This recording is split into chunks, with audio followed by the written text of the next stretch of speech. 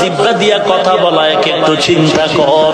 এই জেহেনের ভিতরে আমার পুরা বডি যদি তুমি এক একটা ভিন্ন করে দেখো, 2 ঘন্টা বয়ান আমার ভেতরে কোথাও কথাগুলো জমা নাই। একের পরে এক সাজানো কথা কে বের করে দেয়?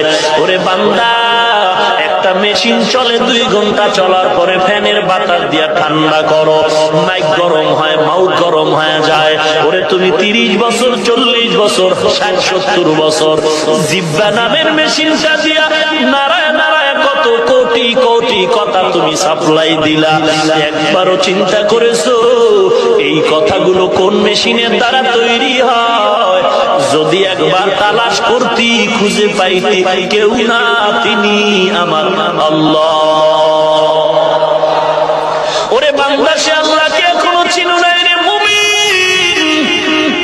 ইমাম মালিককে প্রশ্ন করা হলো, আল্লাহ যে একজন, কোন দলিল আছে নাকি? ইমাম মালিক বলেন, ও ভাই, আল্লাহ যে একজন চমৎকার দলিল হলো।